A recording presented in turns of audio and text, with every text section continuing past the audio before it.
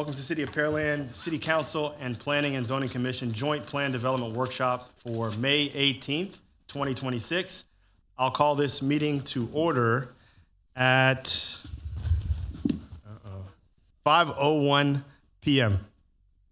Roll call certification quorum. Madam Secretary, certify that we have a quorum present as all council members are present. Could we have a roll call and certification for planning and zoning, please? Yes, sir. We're all here, willing and ready to go. That is fantastic. So moving on, citizens' comments. To comply with provisions of the Texas Open Meetings Act, City Council may not deliberate on any item not listed on the agenda. However, City Council will listen to public comment.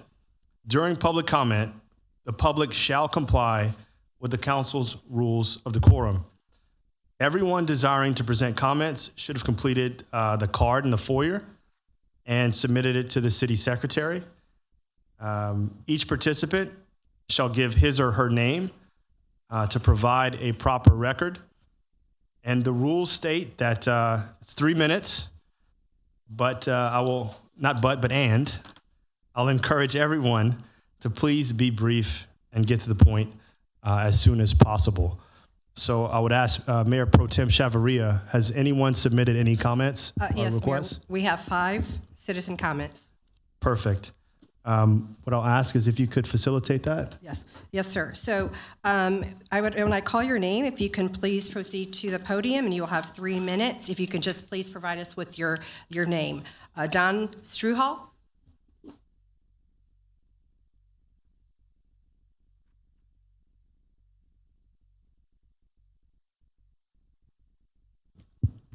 Thank you for being here.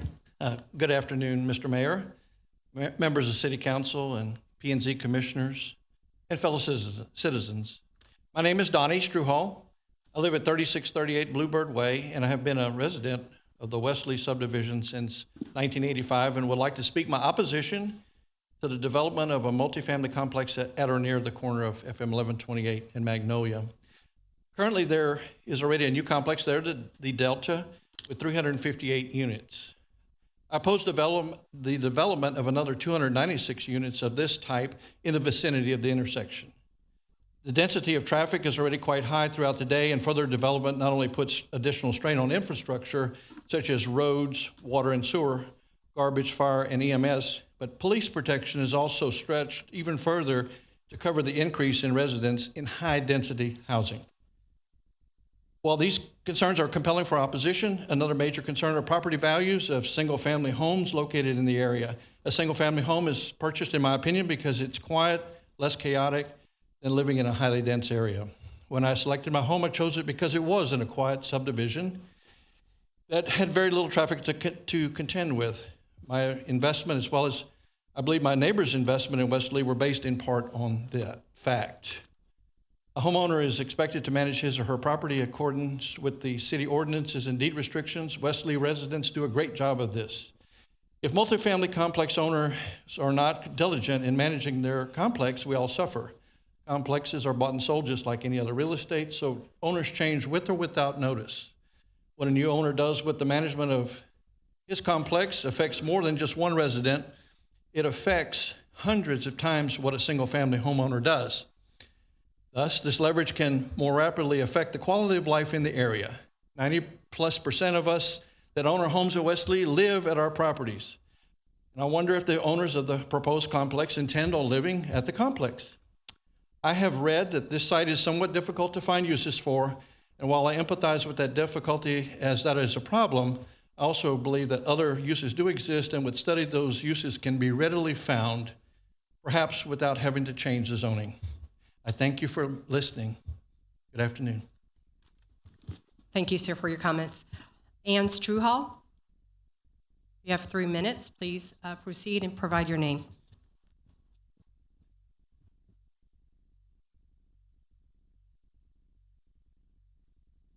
Good afternoon. I'm the other half of the Struhall family, Ann Struhall.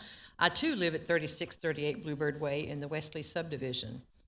And I too am here tonight to respectfully ask you to deny the request zoning change required for this multi-unit development. This issue is not about opposing growth. We understand our city is growing and we support responsible development.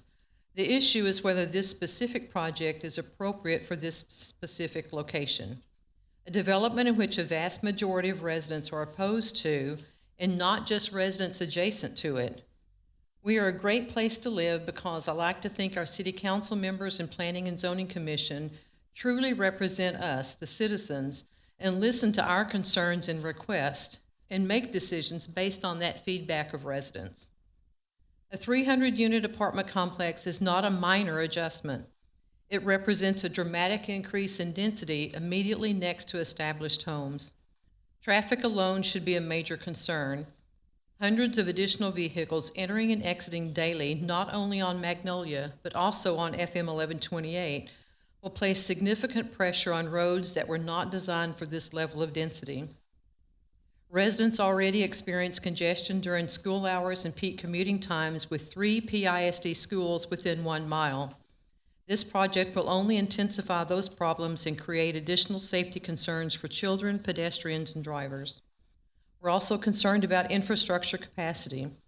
Existing residents, especially Wesley residents, should not bear the consequences of approving density beyond what the area was planned to handle from a flooding perspective alone. The city just completed a huge drainage improvement project in our neighborhood, which has not been tested yet by a major storm or flooding event. There are serious doubts that the project will prevent flooding in our neighborhood. We're downstream, and all that water comes across 1128 into our neighborhood. Mary's Creek and the ditches of FM 1128 can only hold so much water. Why not court a developer who will build an office professional building like it's already zoned? Something that benefits the surrounding residents. It could be a win-win for residents and for small businesses alike. We're asking the council to consider compatibility. Good planning matters. Appropriate transitions between land uses matter. Another high-density apartment complex directly adjacent to single-family homes is simply not compatible with the existing character of this area. Tonight, we ask you to protect the integrity of our neighborhood, uphold responsible zoning principles, and deny this zoning change request. Thank you for your time and consideration. Thank you. Our next citizen comment is Billy Baldy. Thank you, sir. You have 3 minutes. Bill Baldy, 3714 Wingtail Way, Pearland, in the Wesley subdivision. I'm against this. I think it's just going to create more havoc. It's going to bring more crime. I don't care what you say, it will. I worked in the Houston Fire Department for 33 years. I saw apartment buildings just go down, down, down, down. Every time they change management, every time they change ownership, it goes down, down, down. These folks are probably going to keep it for 3 to 5 years, and they're going to turn it over to somebody else, and then it's going to be all y'all's problem after that. I'm against it. The kids have to walk down 1128 to get to schools. There are no sidewalks. They're going to get hit, and it's going to be on your backs if y'all approve it. They're getting ready to widen 1128 to 4 lanes. That even makes it worse. If you ever try to come into our subdivision and you're trying to turn, the cars go onto your right side of you and they go down the shoulder. If there's a kid walking down that shoulder, he's going to be hit, and it's going to be bad. I'm asking you to vote against it and don't allow it. Thank you. Thank you, sir. Our next citizen comment is Jay Daggett. Thank you, sir. You have 3 minutes, so only provide your name.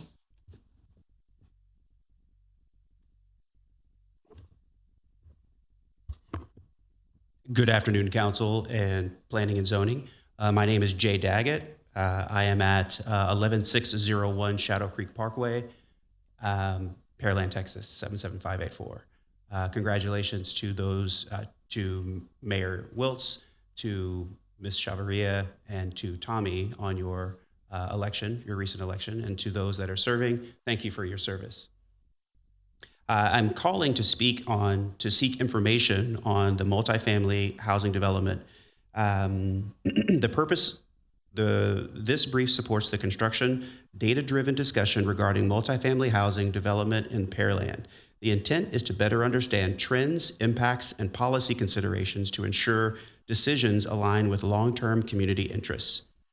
How many multifamily housing projects have applied for approval, and how many were approved or denied in the last 5 years?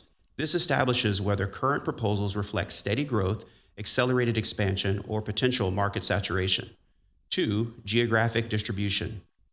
Where the developments are located and where are developments located, and are they concentrated in specific corridors or areas? Identifying clustering patterns helps determine whether growth is evenly distributed or placing pressure on certain areas. Number 3, economic and environmental impact. What measurable economic impacts exist, including tax revenue, property values, and municipal costs? Have environmental factors such as drainage, water use, and sustainability even been evaluated? Population density and policy triggers. Are there population density thresholds that influence planning or zoning decisions? And at what point do density level triggers at what point do density levels trigger eligibility for grants, infrastructure funding, or legislative action? Traffic, workforce, and community impact. Has growth impact on traffic patterns been assessed? Who is moving into these developments, and where do they work? Understanding commuting patterns clarifies alignment with local economic development. In closing, I'd like to ask that effective planning requires transparency, reliable data, and alignment between development decisions and community priorities. Evidence-based analysis assures sustainability growth and maintains quality of life. I'm available for any questions. Thank you, sir. And our final citizen is Kathy, and I apologize, I'm not able to read your last name, Tinstelli. Thank you. If you can go to the podium, please.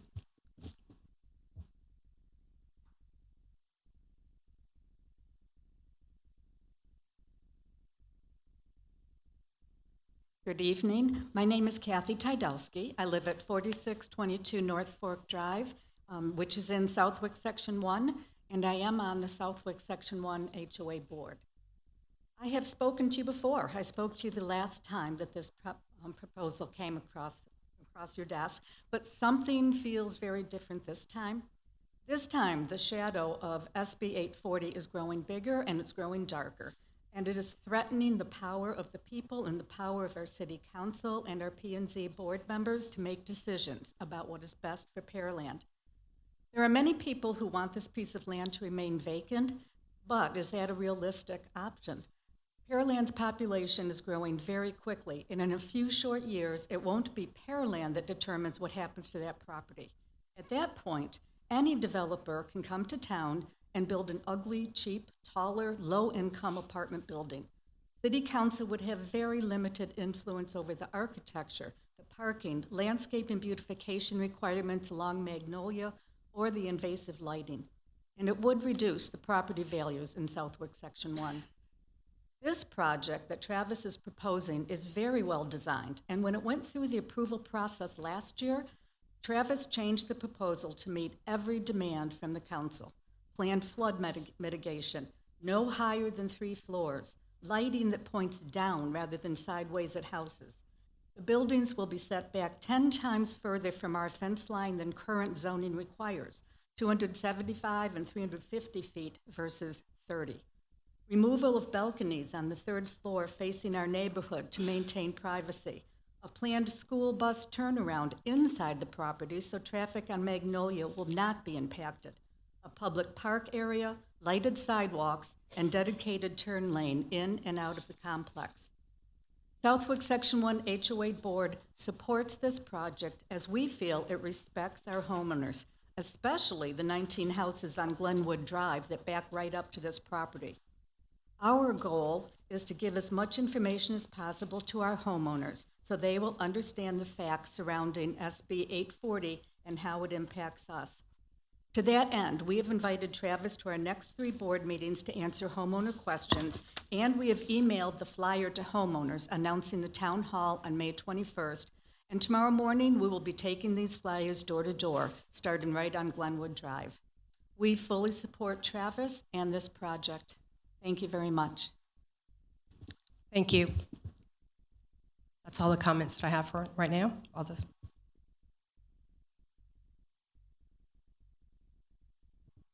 Excuse me, I didn't see anyone else either.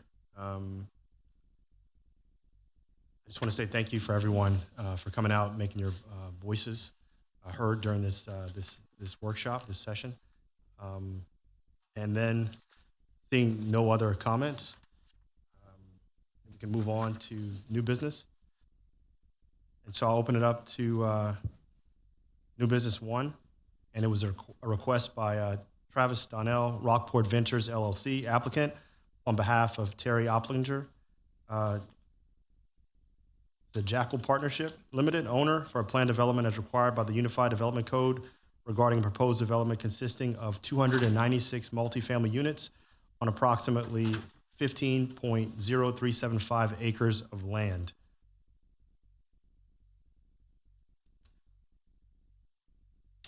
Yeah, good evening. Travis Donnell for the record. So staff will go first. Oh, sorry, I'm sorry. Yes, there's a presentation. I apologize. No worry. Thank you, Mayor. So for this one, Katie Peterson will handle the presentation. Good evening, Mayor and Council and Commissioners. Tonight's request, as was just read into the record there, is for a workshop to discuss and provide feedback regarding a proposed multifamily development consisting of 296 acres within 3 buildings. This is a required workshop by our Unified Development Code. It is the first step in the process prior to formally applying for a zone change to planned development within the city of Pearland. This property is identified here in the pink, circled by red, on the north side of Magnolia Parkway. As you can see, the zoning surrounding it is ETJ to the north. To the west, you're going to have single-family residential in R4 zoning district. To the south, you have Magnolia Parkway Planned Development, or Delta 2 Pearland. And then to the east, you have Magnolia Parkway. On the future land use plan, which is a portion of our comprehensive plan, you find that this is identified as mixed use center place type. This mixed use center place type lists the primary land use considerations for it as retail, apartment, senior housing, hotel, office, entertainment, and live work units. The applicant has proposed the base zoning of this planned development to be multifamily district, or MF, and to mirror the Delta Pearland on the south side of Magnolia Parkway. It would consist of a mix of 1, 2, and 3 bedroom units, totaling 296, and have 504 total parking spaces, 62 of which would be covered. They do have proposed amenities to include a pool, grills, clubhouse, dog park, and common open space, which will be included in the planned development documents as well. The breakdown that has been preliminarily provided to us is a percentage of units to be approximately 60% 1 bedroom, 35% 2 bedroom, and then 5% 3 bedroom. They have provided minimums and maximum percentages for those as well. So while that is the targeted percentage, it may shift a bit from those. But the primary identifier here is that the 1 bedroom would be the majority, with 2 bedroom being secondary and 3 bedroom being the least number of units in this comparatively. This site was annexed into the city in 1999 and is not yet platted. It would need to be platted prior to the planned development beginning construction should it be approved. That is something that is fairly standard that we see for all applications if it has not yet been platted. In 2008, a zone change application was proposed from townhouse district to office professional, and then a conditional use permit was also approved, which was for a hospital use. CUPs expire after 1 year if the building permits for those CUPs have not been pulled. And so while the zone change is a permanent zone classification change of the land, the CUP did expire after 1 year since that hospital was not built. A similar request for 315 units through a PD was submitted in 2005, which was denied at second reading with a vote of 3-4 on January 12th of 2026. As of about 3 o'clock today, we had received 1 written comment in support and 87 written comments in opposition of this request. Public notices are not required to be sent, so the mailings have not been sent out to this, but because it's on an agenda publicly posted, we do receive public comment in response to those as well. Should the formal application be submitted, we would send out those notifications, get the sign posted on the property, and have the newspaper notice as required by our ordinance. Here is an overall design plan of the proposed development. You can see it includes some amenitized detention as well as the clubhouse, the 3-story residential building, as well as additional residential buildings here towards Magnolia Parkway. And then the amenities and maintenance building here. This is an overlay of the formerly requested PD with this requested PD's design plans, showing you can see the design plan itself is very similar. However, the units have been decreased by about 19 units, not about. And you can see that here. They have provided us with a preliminary tree plan showing the shade trees, which will be provided along Magnolia Parkway, since this is one of our corridors, as well as those surrounding the parking area and along the rear of the property, which buffers that ETJ area from the development. I've included the conceptual renderings for the buildings, as well as a photometric plan they have provided in order to meet the dark sky standards. And then this is just the design plan again as we open up the item for the applicant's presentation and your discussion to have something. Perfect. Thank you for that. Mr. Donnell? I'm the applicant with Rockport Ventures. Before we get started, just some congratulations are in order. I know there are recent elections, so Mayor Wiltz, congratulations. Look forward to getting to know you, to working with you, and we're proud of the past work we've done in this city and look forward to being a partner to the city in a lot of ways going forward. So good luck in your endeavors leading this city. To Councilmember Eccles, good to see you up there. Congratulations. Look forward to getting to know you and working with you as well. And to Councilmember Chavaria, congratulations on your reelection. So for everyone that is new to this conversation, has not been a part of this in the past, this is not a new project. We've been working on this for a year. As the planning staff mentioned, ultimately we were denied about 5 months ago. But a month prior to getting denied, the city council voted yes, 4-2. And it wasn't until about the 11th hour that some opposition showed up opposing the project, and we really didn't get the opportunity to address that.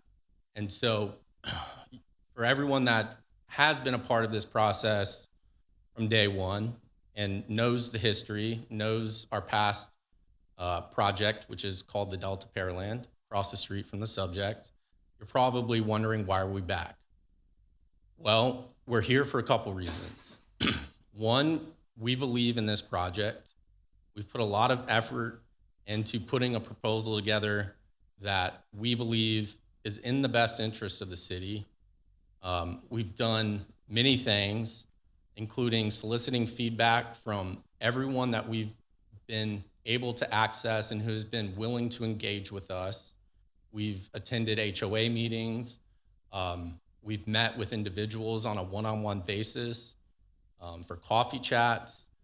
And we've heard everyone's thoughts and opinions, and we've done everything we have been able to do. Everything we've been able to address, we have addressed. And so we're pretty proud of the project we've set forth. And we're here tonight to ask you to please reconsider, to study this application for its merits and assess objectively the pros and cons of the project and the circumstances. And the elephant in the room has already been mentioned, Senate Bill 840. What is it? What does that mean for Pearland, et cetera? Well, in our efforts to educate people on this project, to solicit feedback, 99% of the people we've dealt with have no idea that this new state law exists. They don't know what it is, and they certainly don't know how it's going to impact the city of Pearland. And so we're taking it upon ourselves to try and help educate the residents of Pearland. We're available to help the city, but we urge you to help us do that.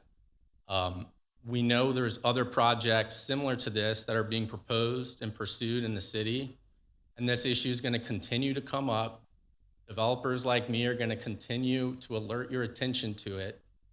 And at the end of the day, the city, in my opinion, needs to lead the residents of Pearland to make a smart, objective decision on a case-by-case basis for each proposal like this that comes up. It is not lost on us that a lot of residents in Pearland do not like apartments. Some of them don't think very highly of people that live in apartments. That doesn't sit very well with us. We take a lot of pride in developing apartments. You know, and we've reported on this in the past, but the average age of our renter at the Delta is about 32 years old. The rents we're achieving are some of the highest in the city, and the rent to income ratio is about 22% of their gross income. And so that means our residents are earning about, on average, $90,000 to $100,000 a year. And these are 1-bed, 2-bedroom apartments for the most part. So these are high income earning, productive citizens that are young, and they're not ready to buy a home. They're not in that phase of life. There's a reason they may have to live in apartments. And we have a community established there. And I encourage all of you to go tour the property and see it. It's a beautiful property. And essentially, we're here tonight to ask for your support to build a phase 2 across the street. And we can go into all of the analysis that we've done in the past. I've stood at this podium before. I've probably stood at this podium for a total of 2 hours, if I had to guess, over the past year. And there's a lot to consider here. But this tract of land does not have many viable alternatives. And if Senate Bill 840 does not change, it comes into effect, the population of Pearland hits 150,000 people. This law will apply to Pearland, and someone could come along and build an apartment complex on this tract, and that developer may not do the long list of things we are willing to do to be a good neighbor, to mitigate the impact, the negative impact it may have. They may not be willing to do some of these off-site improvements that we're willing to do.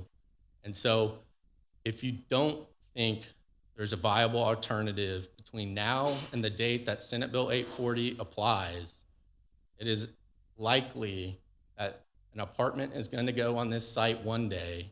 And if it's not approved now while the city does have control, I just can't imagine ending up with a better outcome. So I encourage council to secure their future with this site. So I have some flyers out in front. We're hosting a town hall on Thursday this week, May 21st at 6:30 p.m. at the Pearland Rec Center in the multipurpose room. I believe seating capacity exceeds 100 people, so please help get the word out and let anyone and everyone know that this meeting is going to be held. I will be there to answer questions. We'll give this presentation again in a lower intensity format where people can Q&A and we can just dialogue and have real conversation. And our goal is, last time maybe we didn't do as good of a job getting the word out. And so with this reapplication, we want to be as transparent and as vocal as possible to let everyone participate. And so we're going to be attending the Southwick HOA meetings, which we did last time, but we're going to attend every single HOA meeting between now and when we would be back for a formal vote. And we're also going to try and host a couple town halls, the first one being on Thursday this week.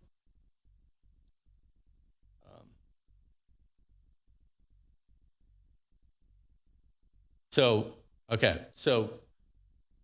I gave a very similar presentation last time, and so I want to be respectful of everyone's time, so I'll try and go through this quick.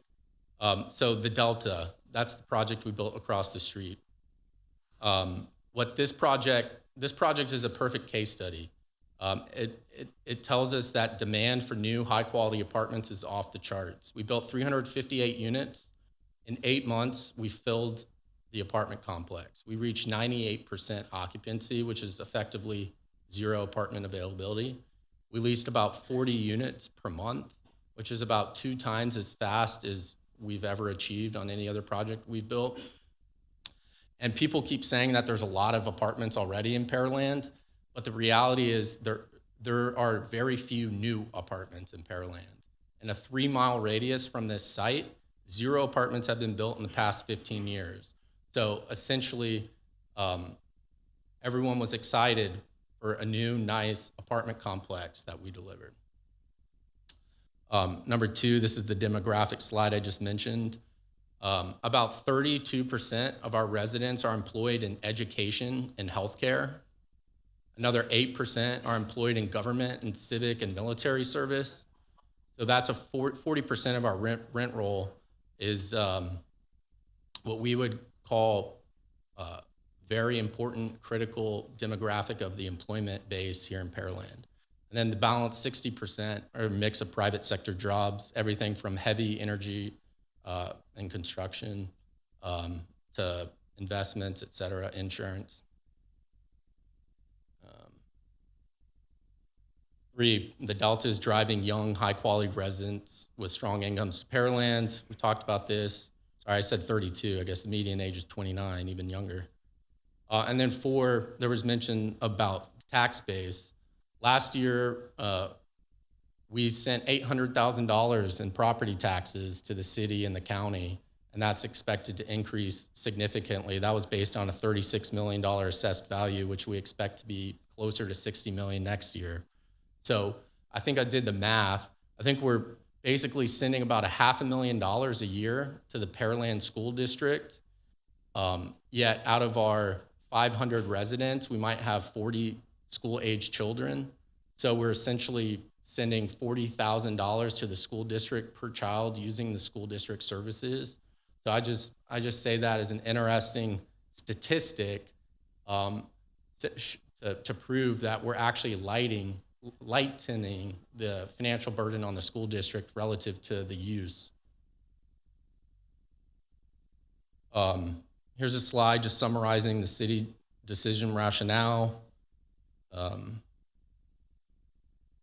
not going to go through all of these, but number 3 is pretty important. So we studied the city's 2040 comp plan, and the city's own analysis is that some amount of multifamily housing is necessary to sustain and support Pearland's growth without having burdening infrastructure. So it's a little bit counterintuitive for some people, but the high density apartments actually generate so much more tax revenue per capita, per square foot of space than single family does, that we actually are an asset to the tax base. And then in the city's plan, there's a lot of talk about land scarcity and detention challenges, and it goes on to even contemplate how can we incentivize developers to take detention-constrained land that is hard to develop, and incentivize them to come up with an economic, feasible plan. We're not asking for any incentives. We've, because of the density of this project, and you'll see it in the slideshow, but we built probably the largest detention pond of any private development in the city. If you go out to the Delta, it holds 23 acre-feet of water. And as far as we can tell, this is just anecdotal, water is actually backfilled out of Mary's Creek into our pond, and we're actually like creating excess capacity. It's a very large detention pond. It's 10 feet deep with cast-in-place concrete walls on all 4 sides, and this new project will have the exact same design. And we talked about, so if you buy into the city's own conclusions that some amount of apartment additions are necessary in the city, then it just becomes a matter of where should we put it? Where should we have approved projects in the city? And in my opinion, this is a great location to do that. And this all ties into Senate Bill 840. If nothing about Senate Bill 840 changes, the law exists in 5 years, and Pearland has 150,000 people in 5 years. Well, there's 5 years for people to hope that this could turn out to be something else, right? So if I were to study every vacant tract in Pearland, and I would assign a probability to the likelihood that something besides apartments could go there, could be built there, and might get built there in the next 5 years, this site would be at the very bottom of the list. I do not see this site getting developed, but we have proven across the street that there's an exceptional demand for housing. The highest and best use of this site is housing. Let's not try and force it to be something else, but the land on Broadway, the land off of 288, all of that land could be a hospital, could be something commercial, could be something greater and more productive in the eyes of many than apartments. But this site is likely to sit vacant until someday someone gets entitlements and approvals to build an apartment complex. It's just my opinion. Okay, so here's the list of everything that we've done in response to comments we've received over the past year with our project. So this phase 2 project has been condensed. The first phase was 10 buildings or so. This site plan is 3, condensed into an even more urban structure. We added a bus stop and turnaround roundabout so the bus can pull off Magnolia to not hinder traffic, and has a 50-foot inside radius, 100-foot outside radius, full circle that it can turn around in safely. 3, we went ahead and did a traffic impact analysis, which is not something typically done at this stage, to prove to everyone who's concerned about traffic that this use actually generates less traffic than something that could be built there today by right. 4, the planning department mentioned the photometric lighting plan, dark sky ordinance. That was actually something we volunteered. It's something we've done in other jurisdictions. I don't know if, since we were last here, that if Pearland adopted a dark sky ordinance or not, but at least last time we were here, he did not have one. So we volunteered that to help mitigate against light pollution. And 5, this is Kathy mentioned this is probably the most significant one. The current setbacks by the current zoning is only 30 feet from the west and north property line. We have increased that here to our west up to 275 feet against one building and 350 feet against another. So you could literally fit a football field between the fence line and the start of our vertical buildings. And in Senate Bill 840, the text reads that setbacks can't be enforced greater than 25 feet. So that's a huge win for Emerald Point and Southwick Section 1. And to the north, not to forget them, the current setback, we're offering to increase it from 30 to 90 feet. And we did a shadow study, which I can show you in a minute, to show that no sunlight is going to be lost in their backyards. 6, originally we came in with a 4-story plan. We reduced it to 3 stories.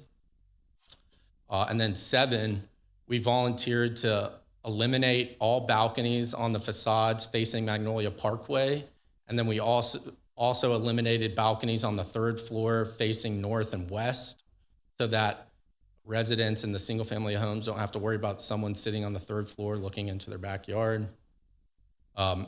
8, security enhancements. We've committed through our PUD to have flock cameras installed at our entrances and exits.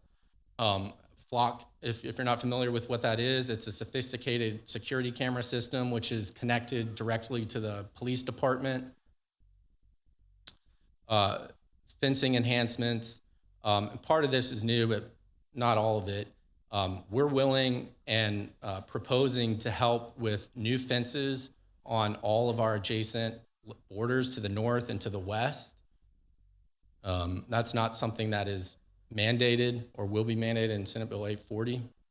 And then 10, this is new. This is something that we did in response to the opposition that we received from the Wesley community. We've worked with TxDOT, and we're willing to install design, install, and construct and pay for the whole thing, a crosswalk from Massey Ranch Elementary School into Wesley, right? I think it's Mockingbird Lane where the Wesley Civic Club is.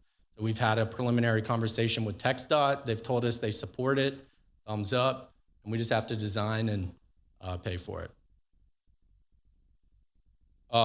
Here's a location map, and I'll go through these next slides quickly.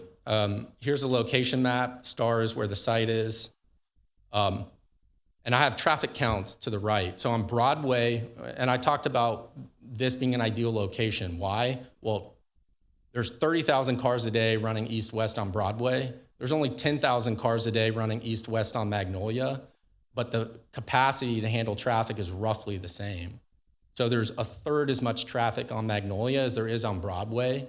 And so our TIA confirms there is a existing capacity in the roadway system to handle this added traffic. Mr. Donnell, Yep. I definitely want you to continue. How many slides do you have in the presentation? Just curious. Can I have 3 minutes? Sure. As I know, there's going to be lively discussion, and I Yeah. know a lot of the information that you're going to probably present can be substantiated by the questions that we're going to have. So if you could, I know there's questions that are going to be directed toward you, and those slides could very well substantiate your claims as we move forward. So Yes, sir. So that was the 90% of my verbal presentation. The rest, I'm just going to flip through slides. Here's an aerial. We went through the design plan. Here's some renderings of the project, so you can get a sense for the massing and the scale. If you just look at this slide, this is important for showing the setbacks that the project will have.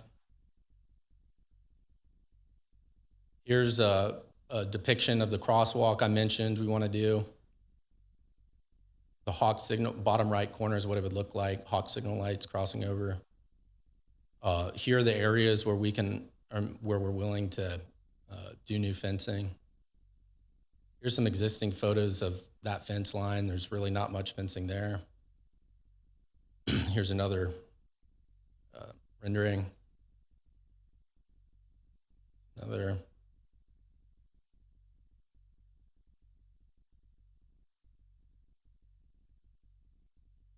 Look at the interior. Here's the pool deck. And we can get to these slides. This is some technical setback analysis. Here's where we've restricted the balconies. Here's the shadow study I mentioned to you, showing that we're not going to be hurting sunlight to the north. Our photometric plan. TIA conclusions. I can just pause it there. I do have a quick video.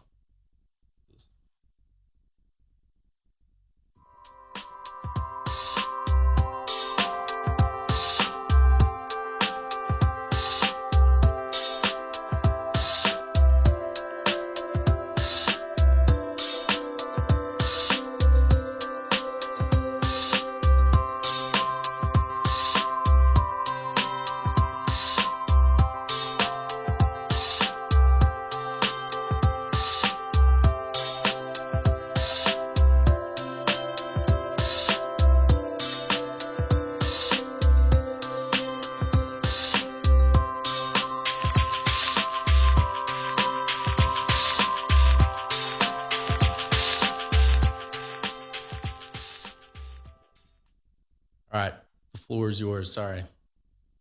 no, so I do want to say thank you for your consistency and bringing this back. So I'd like to open it up now to discussion from the Planning and Zoning Commission.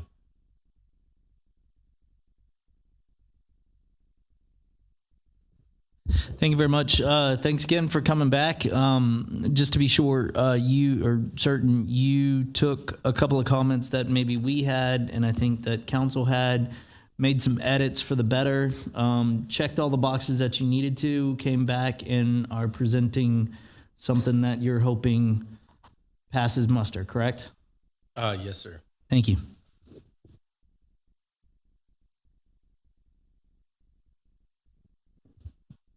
Thank you, Commissioner Como. Appreciate you returning. I think that says a lot. Also, the developers, if they didn't have a quality product, probably would have given up by now. But I think you did a good job at addressing the compatibility, the reduced density.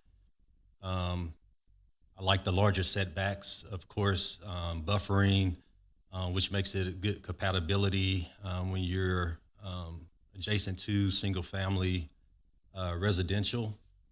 One thing to keep in mind is that, as Pearland continues to develop, and we don't have much open land available. This property is going to be developed, and I think that we need to take into consideration that what goes on this property. It is odd shape, I must admit, and I would hate for a development to come in there, just try to squeeze something in. I think that you've did a good job at considering this site and the site layout. The traffic, traffic is going to continue to increase whether this development happens or not. Magnolia is a collector road, which means that all these nearby residential areas collect and they go to 288 and to other directions. Manville to our south is continuing to develop, especially along 1128. And so we're gonna see increased traffic. I think it'll be up to us as a city looking at those intersections and making sure that we're signalizing them correctly, timing and all of that, so that we can at least mitigate some of that traffic. I don't think I have any questions. I did have one question. It talked about reducing the parking ratios versus the standard multifamily. Is there any concern about spillover with those reduced parking ratios? Is one question. No, sir. The property across the street has the same ratio, and we have an abundance of parking. And then I'm assuming that the landscaping, those lighting controls and things of that nature would be binding in the PD. Yes, sir. I think I have anything else. Appreciate it. Thank you.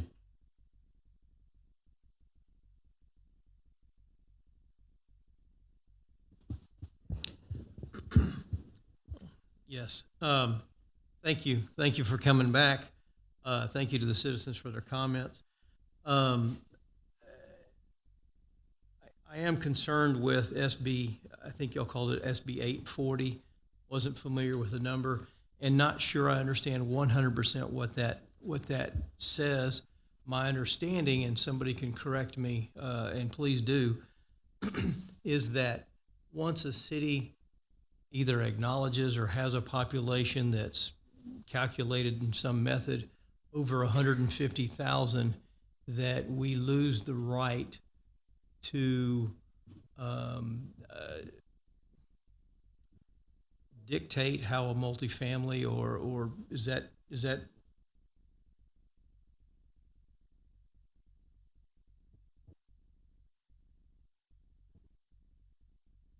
Yes, sir. So I think the crux of the bill from Senate Bill 840, which is now codified in Chapter 218 of the Local Government Code, says that notwithstanding any other law and subject to a below section, a municipality shall allow mixed-use residential use in development or multifamily residential use in development in zoning classifications that allow office, commercial, retail, warehouse, or mixed use or development as an allowed use under those classifications.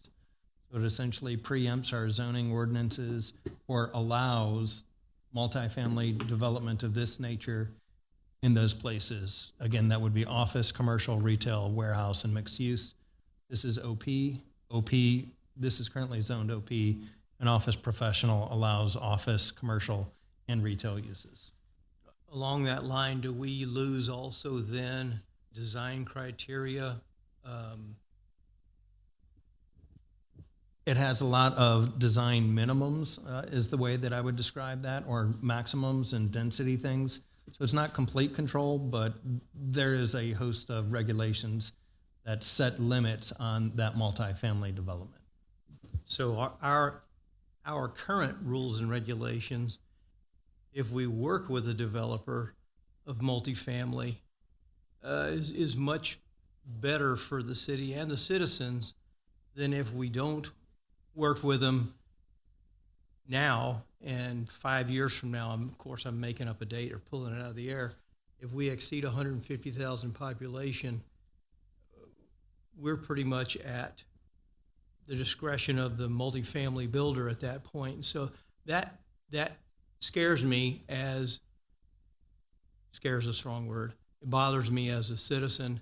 It bothers me as a planning and zoning person sitting in this chair. And I am sure that it bothers you all as council members because you have even a greater responsibility and vision for the city than we might even. I had said, just to make sure the record's clear, in the planning and zoning meeting when these gentlemen came in, I had said that if it mirrors the one across the street, and I didn't think it did. I thought the site plan was a little different, and I'm talking about the look from the street, elevation. If it was different, I wasn't for it. But if it was the same, I could be for it. And y'all told me it was the same, and I looked on Google Maps and I looked at this rendition over the weekend and went left and right and backwards and forwards, and it actually is the same. And it's a good look. I drive past it almost daily, and it's a good look in my opinion.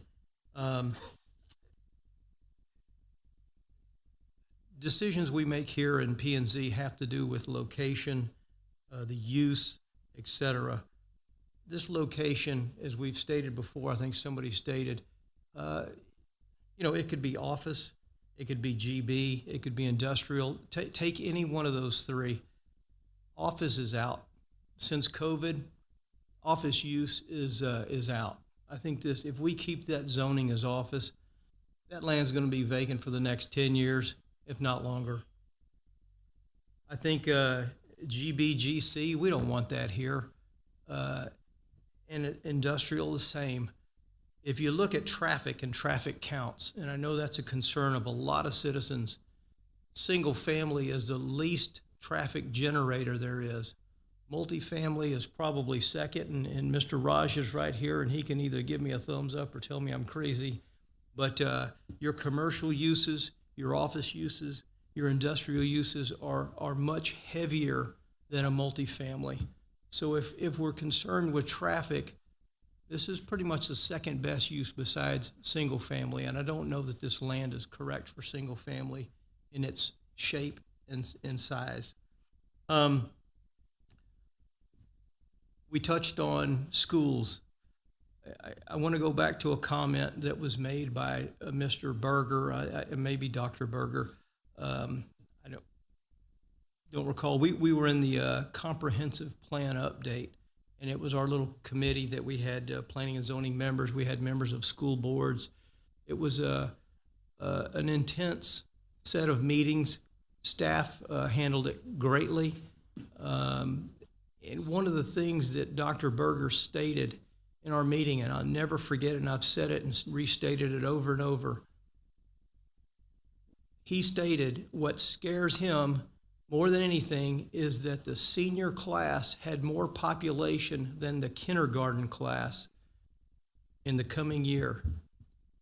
And that scared him because Pearland was an older growing city and not regenerating with younger populations from affordability standpoint.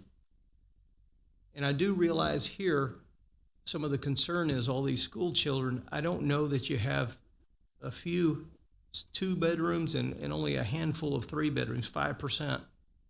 you're not going to get a lot of kids in a mostly one-bedroom multifamily. It just doesn't happen. But I don't know that the school district is a reason for not approving a multifamily, because they typically don't have a lot of kids, number one. Number two, the school district has said, and this is Pearland, has said, we need the kids.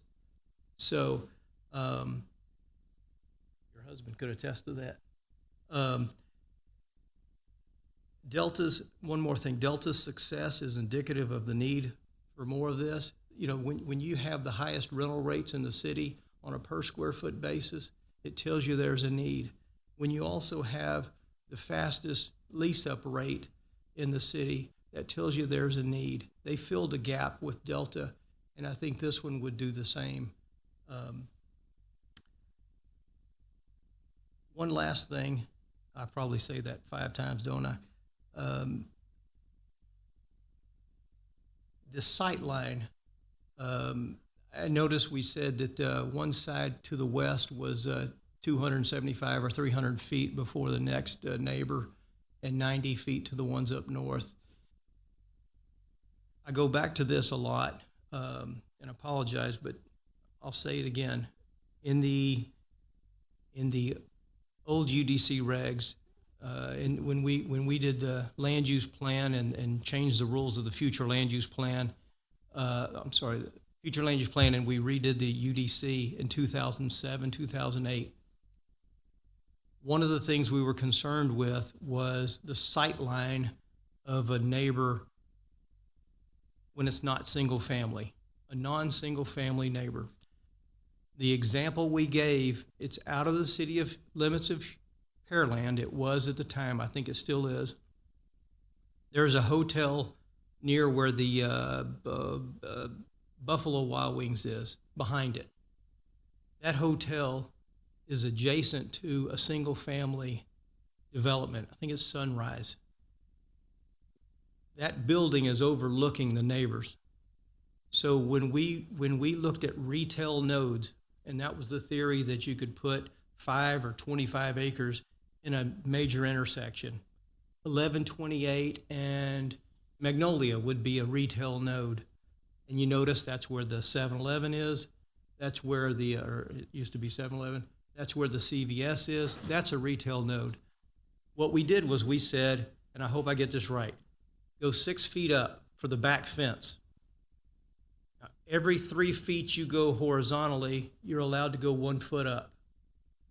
So 3 foot, 1 foot, 3 foot, 1 foot. If you count 90 feet, what this gentleman is saying that the multifamily is, 90 divided by 3 would be 30 feet high. You shouldn't have a window above that 30 feet high. That being said, we got to allow for 6 more feet for the fence. It might be 8. I can't remember what our reg said, 6 or 8. So you're at 36 to 38 feet high before you should worry about, let's say the midline or the top of the window. Is that fair? Do you feel like you're going to be below that? Yes, sir, and we have a diagram showing that. Perfect. So those would be my concerns, and I appreciate y'all's attention. Sorry for the long, I just wanted to give you some history of where I'm coming from. Okay, Commissioner Henricks here. I want to thank the residents for coming out. It helps us really understand your concerns.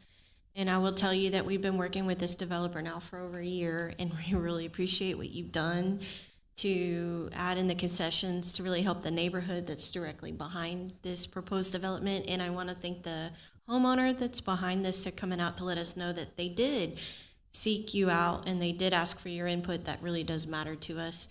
But I would tell you that, like Henry said, I'm very concerned about the new House bill. I think we're less than 5 years out and our census is going to go up.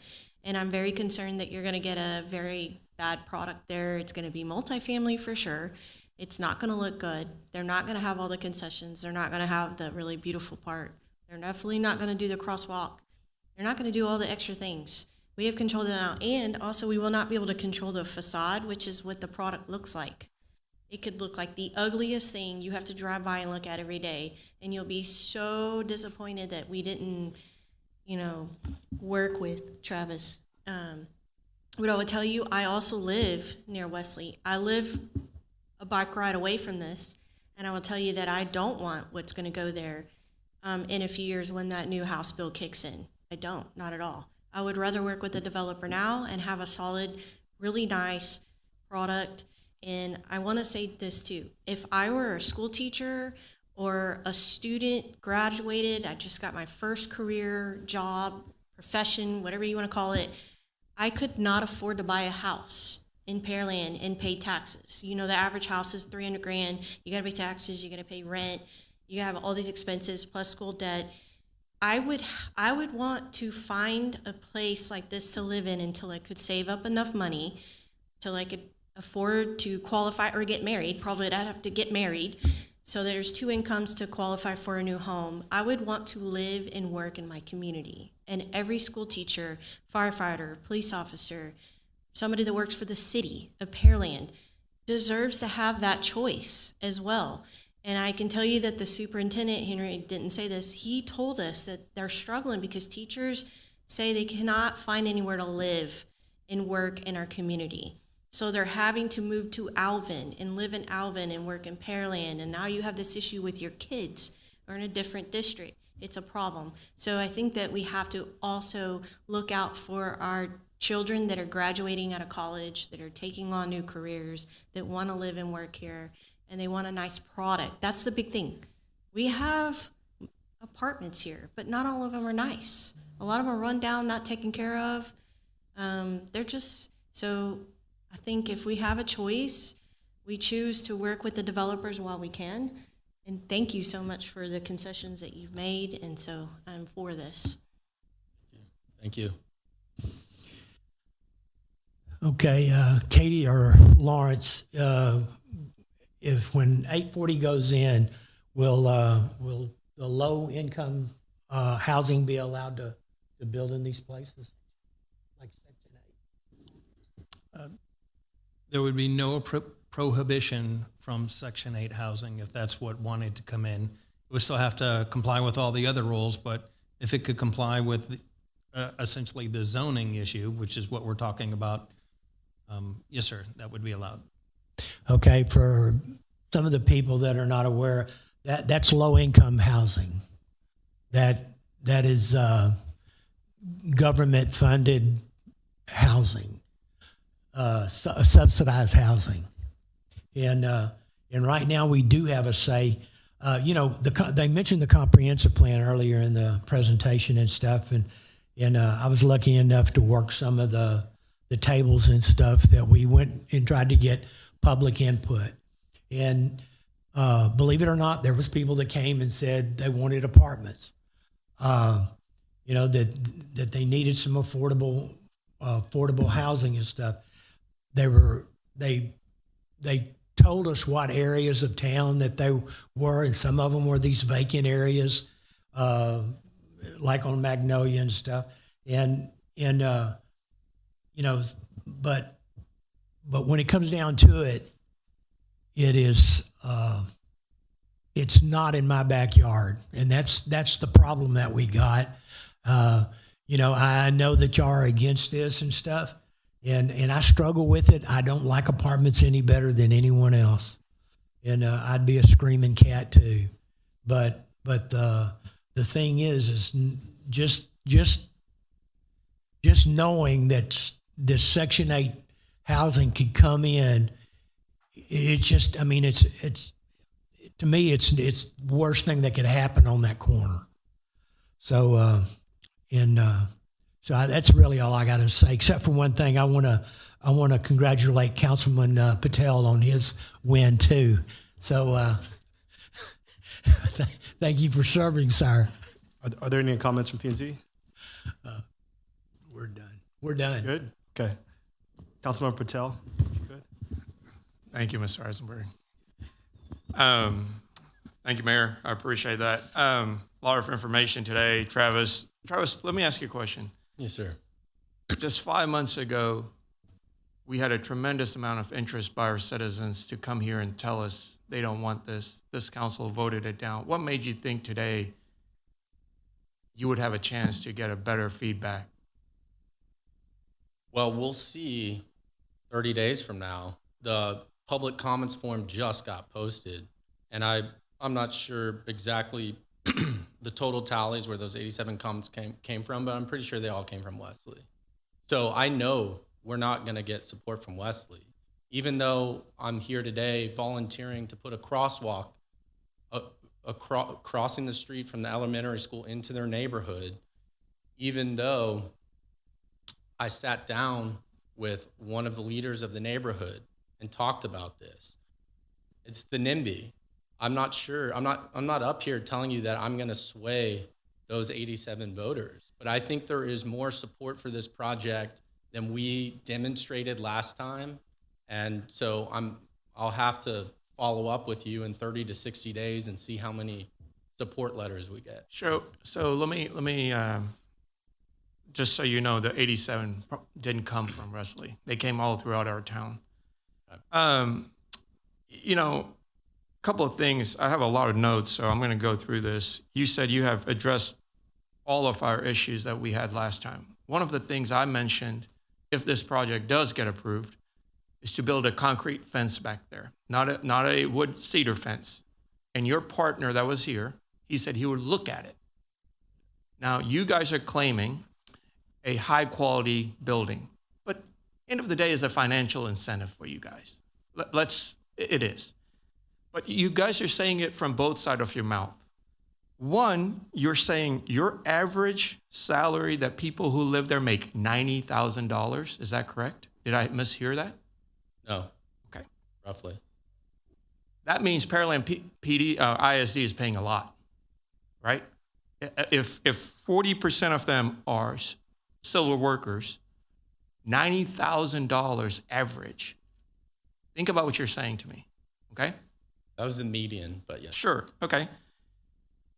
We talk about affordability, but then people all of a sudden jump and say, oh, we don't want Section 8. We don't want that, but we want affordability.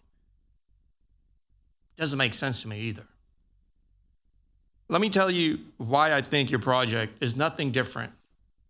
I don't know if my colleagues to the left of me got 6 Excel spreadsheets. My colleagues to the right got it for sure. My Saturday went spending understanding what the issues we are facing, which I had a concern of from the very beginning.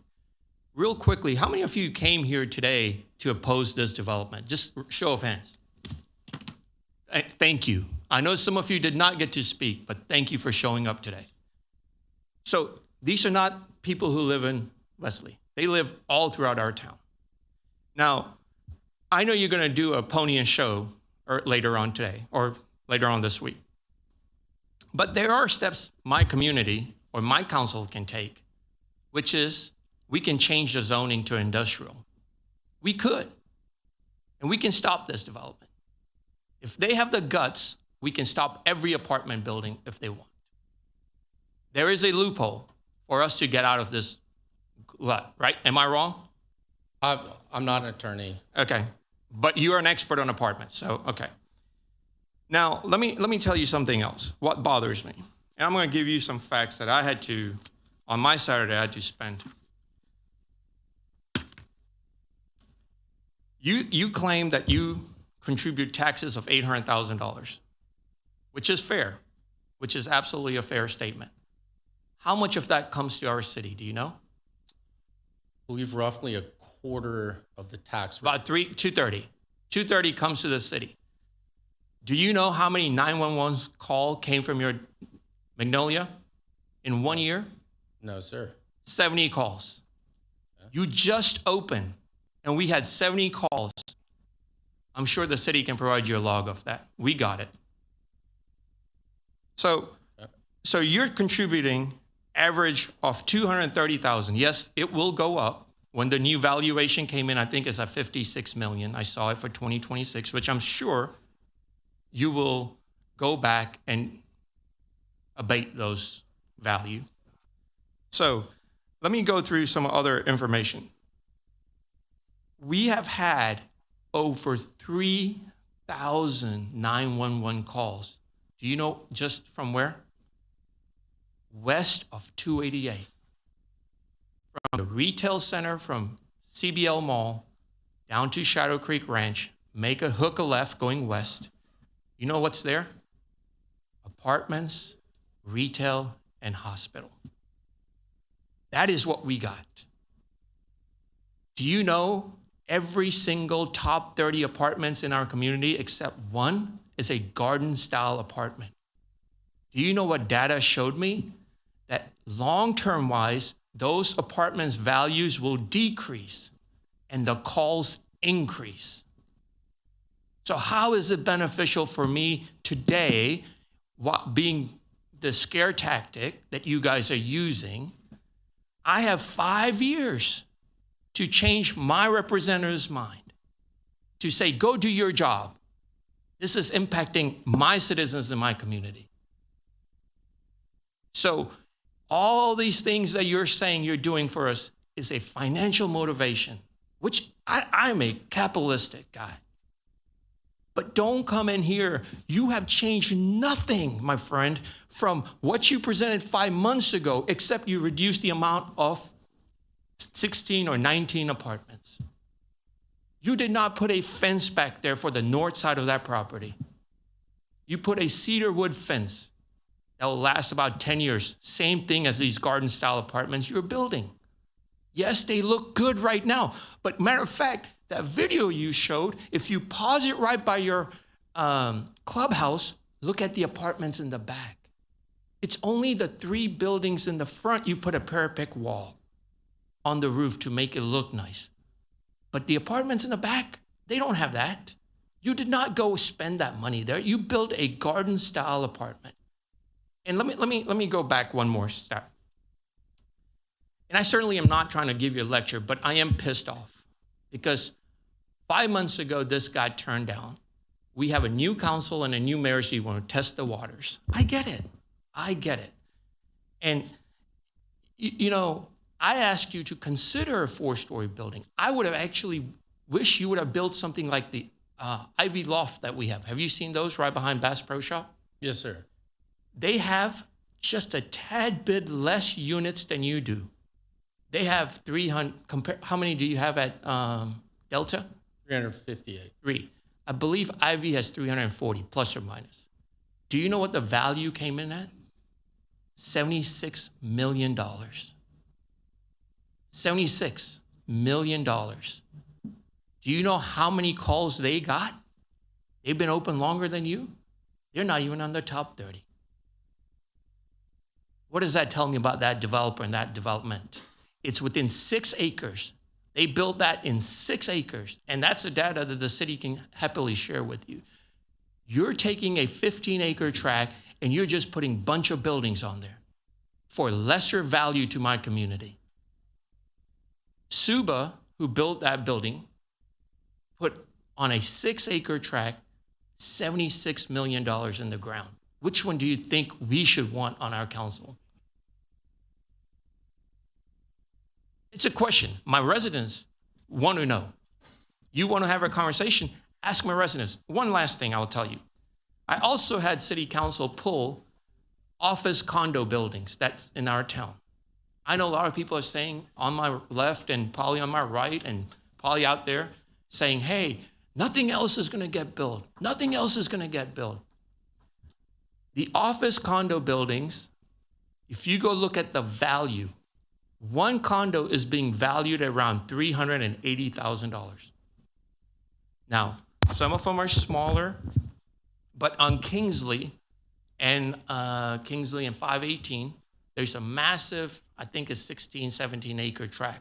And they build 1-story office buildings. I live right behind there.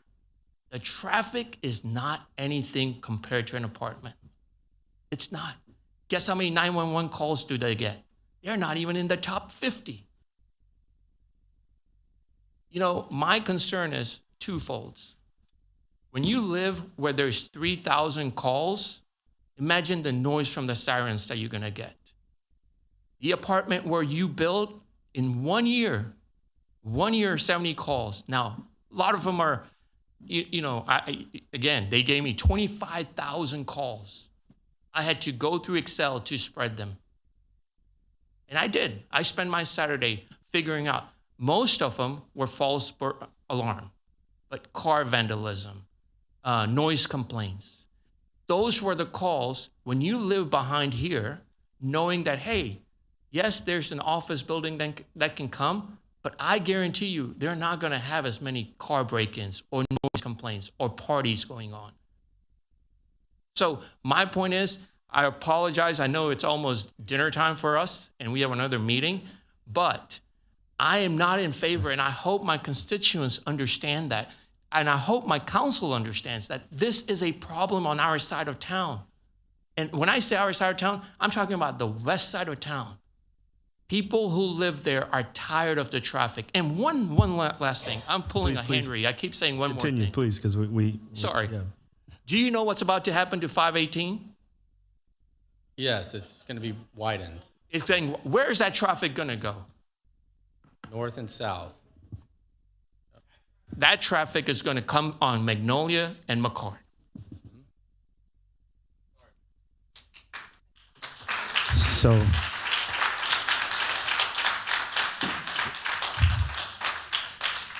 thank you, Councilmember Patel, Councilmember Byram, and just mindful of the time, please. Yeah, very brief. I'm not going to say a whole lot other than to say this is a massive issue for our community. There's a lot of obviously passion behind this topic. There's a lot of questions. There's a lot of concerns that we need to deal with. Our legislators, one of which who is sitting in the back of the room. Thank you, Representative Berry, for being here this evening. I appreciate that. What I would like to propose, and if council will support, then we can give staff direction to work with. Let's get out in the community. Let's do a town hall about housing in our community. Let's get out there. Let's talk about multifamily. Let's talk about tiny lots. Let's talk about SB 15. Let's talk about SB 840. I've spoken with our representatives. They've said, absolutely, we're willing to be there. I've spoken with our state senators. They've said, we're willing to be there. This is an issue that we need to grapple with, and we can't do it in 45 minutes in a council meeting on a Monday evening. So I'm going to open it up to you guys, but if you guys would support that. I would be in support of that. I'm in favor of that as well. So I'm sorry, Mayor Pro Tem Chavaria, please. Thank you, Mayor. So we keep talking about Senate Bill 840, but what we're not talking about is what legal tools are available to help us reduce the impact in our community. So Senate Bill 840 and the Vested Right Acts allows us to put in parameters to help limit that, not that growth, but manage the impact without violating the statute. So I think we need to talk about being proactive versus keep talking about Senate Bill 840 and scaring our community and not doing anything about it. So we can continue to talk about it, but why don't we do something about it? The other thing is, on January 12th, it was opposed by the citizens. They do not want any more apartments. At some point, we need to listen to our constituents. They are not wanting the apartments. They are here again today. We have 87 that are opposed against it. So I think that council needs to start listening to their community. Thank you. And I don't disagree with you on that. That's why I think we need to get out and have these discussions when we have the space to do it in and really understand the impacts and hear from our legislators what's going on in Austin. And what changes can be made. Exactly. That's the whole point of. Because the Vested Right Act gives you that loophole to do that. So we can't debate it here. I think it's valid discussion from all council members. And I think Councilman Mercosa, you did have a question or a concern. I want to at least try to address it before timing. No, we're good. I mean, we're running out of time. So Sure. at a town hall, we will have, this is going to proceed further. So we have plenty of time to. And so as this is the workshop, I will soapbox for a second, because for months, given feedback across the last few months, Councilman Byram, I think it's critical that we engage our residents, and we really do appreciate people that took the time to come here. But I think it'd be beneficial for us as council members, as people who can make decisions, go out into the community to hear those concerns, so that when we at least vote on this again, and there's going to be future developers that come up, because housing is an issue all across the state and the nation. And so when we talk about affordability, we talk about giving people access to houses and homes and the American dream. There is a distinction as to what that looks like, given where we live and you know, obviously who we choose to live amongst. So I'll just leave it at that. Timing is short, but I do want to thank everyone that is here, everyone that's watching and listening, because this is not going to go away. And we want to be amenable to those and understand what type of community we want to live in. So Pearland is a great place to live. I think we all would agree that is the case. And so we'll have more spirited conversations as we take this out into the community. So thank you all. I don't believe that there's any other items to address. And if, yes, sorry, Councilmember Eccles, yes. Yes, just make sure we have 4 of us that are speaking in favor of town hall. We'll make it clear. I am in favor of town hall. Oh yeah, absolutely. One addendum to that is we have our state legislators there as well.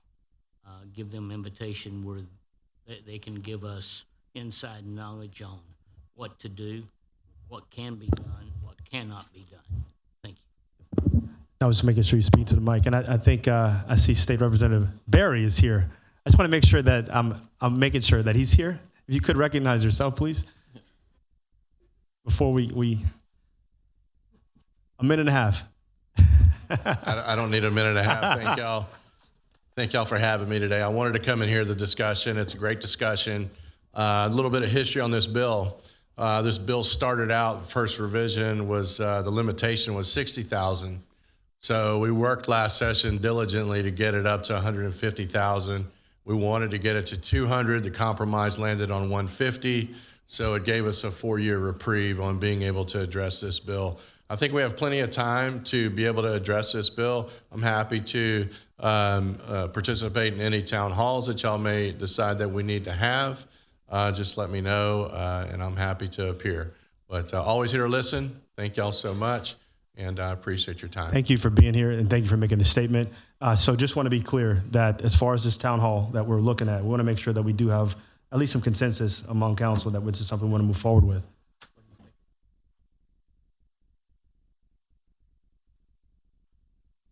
Yes. Yes, yes. Got it. I think we have at least a consensus, general consensus among Patel, Councilmember Byram, Mayor Pro Tem Chavarria, Councilmember Koza, and Councilmember Eccles. So just wanted to make sure. And Councilmember Fernandez, just want to see you smile. Okay, perfect. Unanimous. So if that's the case, Mayor. Yes. Mayor, there's some interest in when they do have the town halls and such, as some of the P&Z would like to attend as well. Absolutely. You would not be excluded, I promise you. So with that being said, I'd like to move to adjourn this meeting at 6:24. Mayor, if we could just let the public know that